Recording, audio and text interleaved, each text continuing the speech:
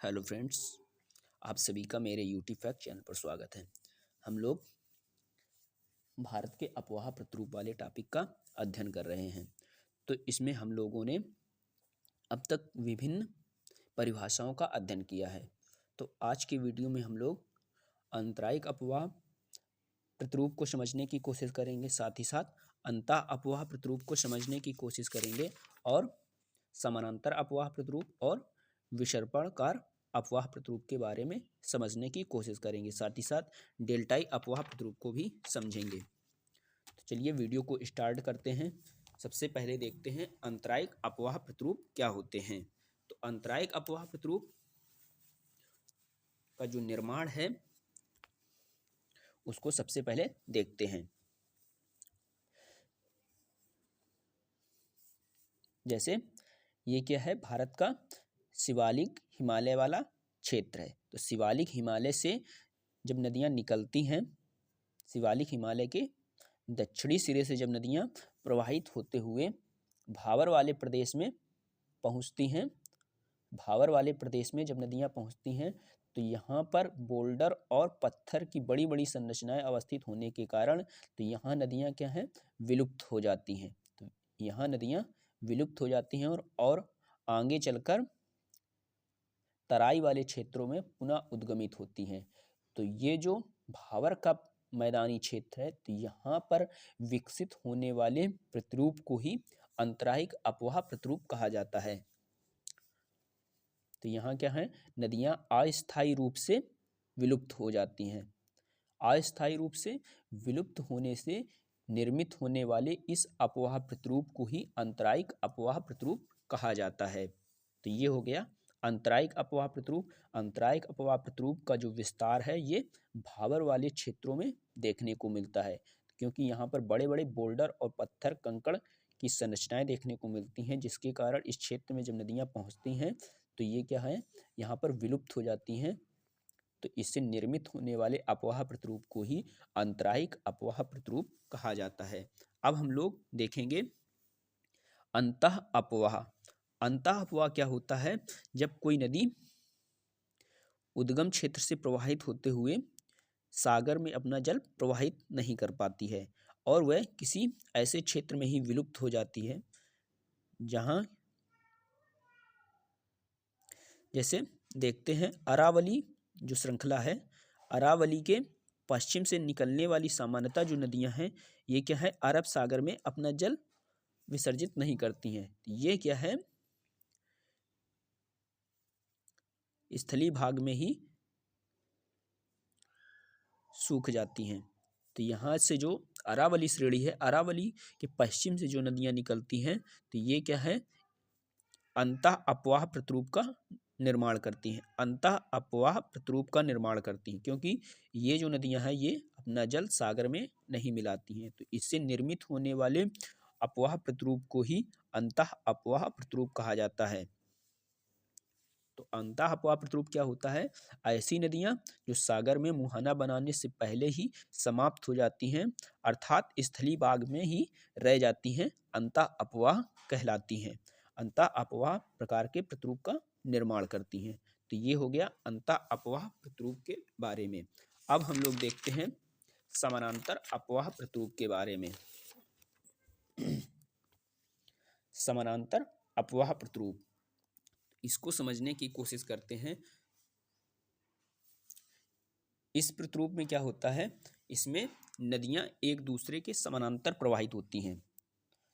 तो इसमें जो नदियां हैं एक दूसरे के समानांतर प्रवाहित होती हैं। जैसे पश्चिमी घाट के, ये क्या है, रेड लाइन जो दिख रही ये है पश्चिमी घाट पर्वत श्रृंखला।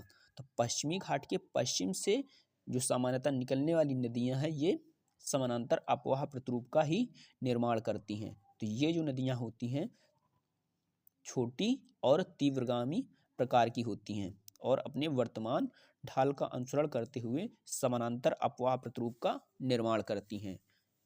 समानांतर अफवाह प्रतिरूप का निर्माण करती हैं। तो ये पश्चिमी घाट पर्वत श्रृंखला के पश्चिम से निकलती हैं, साथ ही साथ हिमालयी पर्वतीय क्षेत्रों में भी ऐसे अफवाह प्रतिरूपों का निर्माण देखने को मिलता है। जैसे जो सिंधु कि सहायक नदियां हैं वो कुछ दूरी तक समानांतर अपवाह प्रतिरूप का ही निर्माण करती हैं।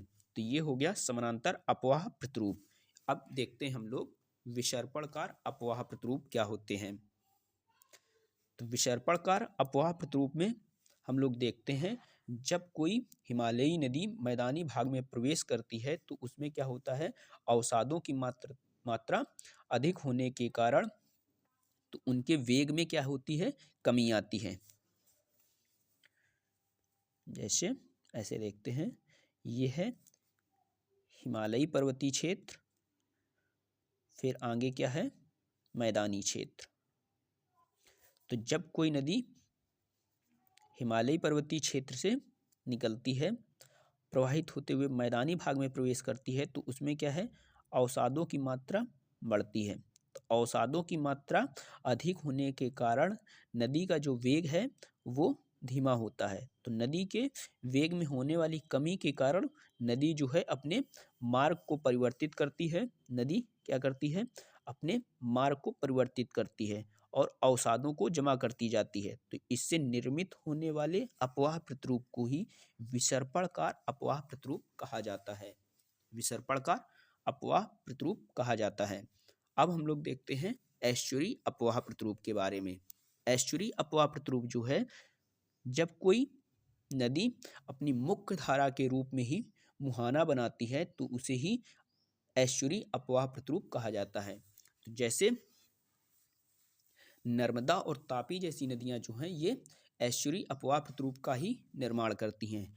तो नर्मदा जो नदी है ये अपनी मुख्य जो इसकी धारा है इसके साथ ही अरब सागर में अपना जल गिराती है।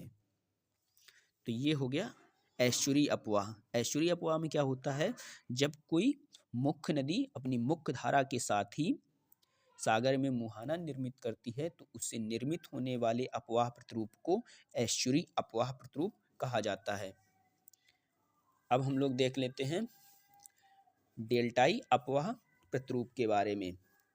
डेल्टाई अपवाह प्रतिरूप तब निर्मित होता है जब कोई मुख्य नदी प्रवाहित होते हुए सागर के तट के निकट कई शाखाओं में विभक्त होकर सागर में मिलती है। तो जैसे गंगा और ब्रह्मपुत्र जैसी नदियां जो हैं सागर में मिलने से पहले ही कई वितरिकाओं या कई शाखाओं में विभक्त हो जाती हैं और कई शाखाओं में विभक्त होने के बाद अपना जल बंगाल की खाड़ी में गिराती हैं। तो इससे निर्मित होने वाले अपवाह प्रतिरूप को ही डेल्टाई अपवाह प्रतिरूप कहा जाता है। एस्चुरी अपवाह प्रतिरूप में क्या होता है, उसमें जब कोई नदी प्रवाहित होते हुए अपनी मुख्य धारा के साथ सागर में अपना जल विसर्जित करती है या गिराती है तो उससे निर्मित होने वाले अपवाह प्रतिरूप को ही एस्चुरी अपवाह प्रतिरूप कहा जाता है। साथ ही डेल्टाई जो अपवाह प्रतिरूप होता है, इसमें क्या होता है, जब कोई नदी जो होती है प्रवाहित होते हुए सागर में मुहाना बनाने से पहले कई शाखाओं में विभक्त हो जाती है, विभक्त होने के बाद अपना जल सागर में गिराती है तो उससे निर्मित होने वाले अपवाह प्रतिरूप को ही डेल्टाई अपवाह प्रतिरूप कहा जाता है। वीडियो अच्छा लगा हो तो वीडियो को लाइक करें, कमेंट करें, शेयर करें, ज़्यादा से ज़्यादा दोस्तों के पास शेयर करें और साथ ही साथ बेल आइकन को ज़रूर टिक कर लीजिए ताकि वीडियो सबसे पहले आप तक पहुंच सके। थैंक यू, धन्यवाद।